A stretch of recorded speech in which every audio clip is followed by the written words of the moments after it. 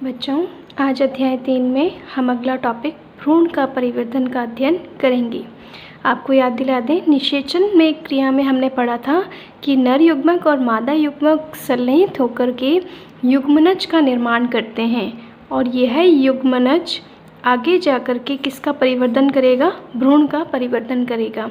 तो आज हमें इसी का अध्ययन करना है कि युग्मनज से भ्रूण कैसे बनता है। भ्रूण का परिवर्धन का अध्ययन सबसे पहले क्रूसीफेरी कुल का एक सदस्य है कैप्सुला बर्सा पैस्टोरिस में हैंस्टीन नामक वैज्ञानिक के द्वारा किया गया था। यह कई चरणों में संपन्न होता है। तो हम देखते हैं किस प्रकार से युग्मनज से भ्रूण बनता है। यह द्विगुणित युग्मनज है। इसमें सबसे पहले अनुप्रस्थ विभाजन होता है जिससे दो कोशिकाएं बनती हैं।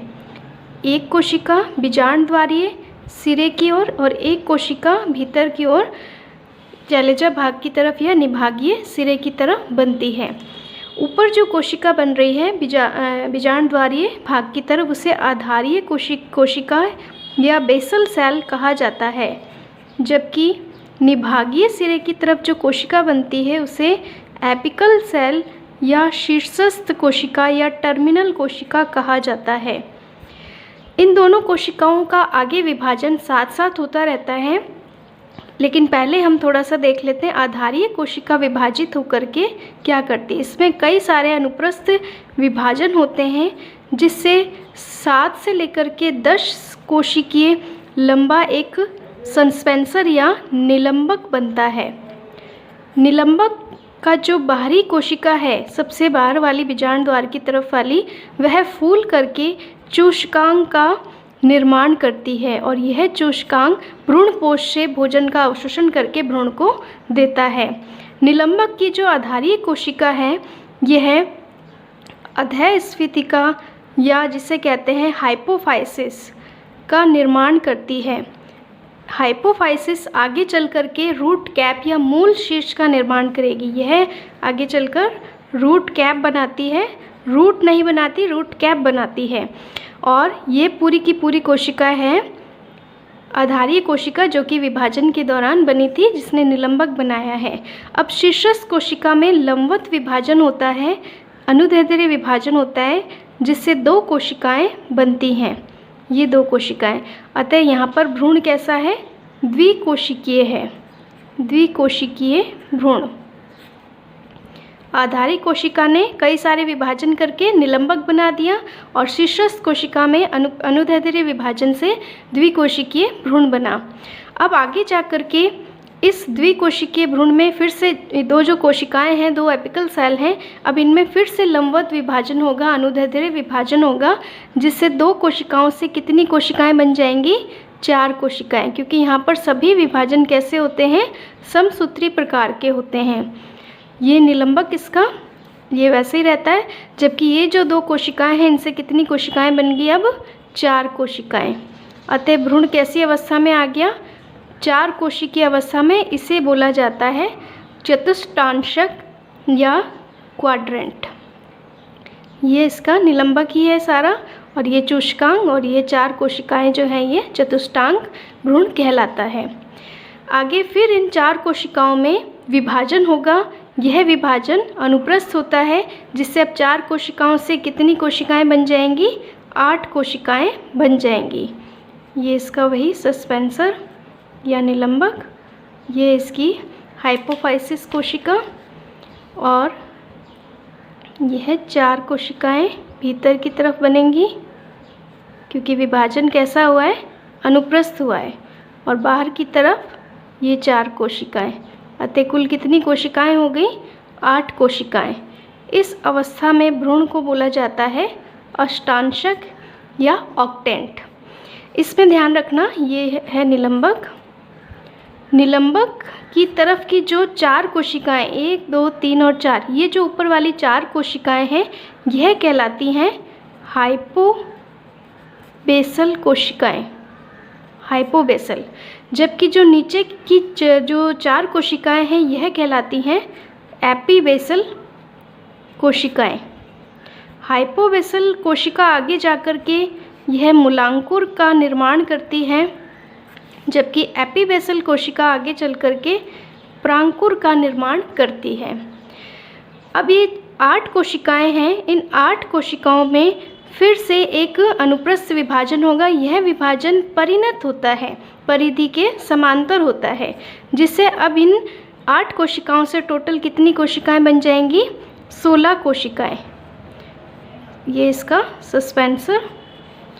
अब इसमें बाहर की तरफ 8 कोशिकाएं बनेंगी और भीतर की तरफ 8 कोशिकाएं बनेंगी, क्योंकि विभाजन कैसा हुआ है? परिणत हुआ है। 1 2 3 4 कोशिकाएं, 5 6 7 और एक ये 8। बाहर की तरफ 8 हो गई और भीतर की तरफ 8 हो गई। ये जो बाहरी कोशिकाएं हैं ये आगे चल करके डर्मेटोजन ऊतक का निर्माण करती हैं, जबकि यह जो भीतर की 8 कोशिकाएं हैं यह आंतरिक परत है और यह आगे जाकर के ऊतकों का निर्माण करेंगी। तो इस अवस्था में जो भ्रूण है वो कैसा है? 16 कोशिकीय है और इस अवस्था में ये भ्रूण जो है इसका आकार गोलाकार होता है, गोलाकार भ्रूण है। अब इसमें इसका आकार थोड़ा सा फिर परिवर्तित होगा और ये जो डर्मेटोजन की जो कोशिकाएं हैं अब इनमें कैसा विभाजन होगा? अपनत होगा। अपनत यानी कि इस तरह से समांतर होगा, तो इस तरह से एक लेयर बन जाएगी। साथ ही इस गोलाकार भ्रूण में लगातार विभाजन जारी रहते हैं, जिससे अब इसका आकार कैसा हो जाता है? हृदयाकार हो जाता है। 2 इसकी पालियां बन जाती हैं जो आगे जाकर के बीज पत्र का निर्माण करती हैं। विभाजन के दौरान इसमें देखा कि 3 क्षेत्र बन जाते हैं।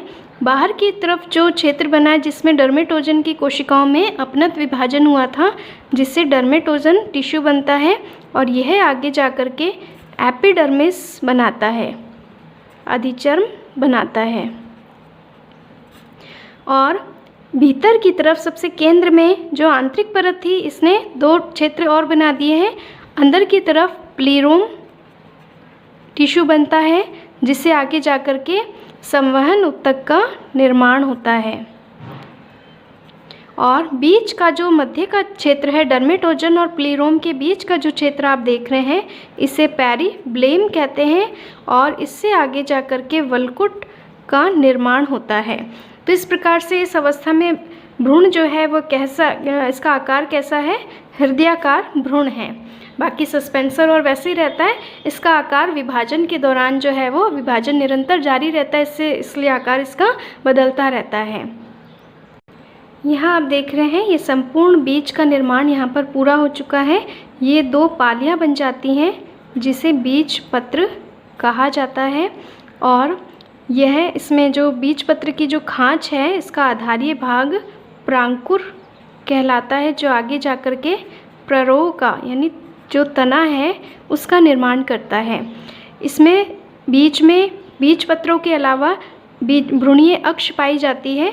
भ्रूणीय अक्ष का सबसे अग्रभाग प्रांकुर हो गया और आधारी भाग जो है इसका मूलांकुर कहलाता है, जिससे आगे जाकर के मूल का निर्माण होता है। मूलांकुर से जो पहले का भाग है वह हाइपोकोटाइल कहलाता है।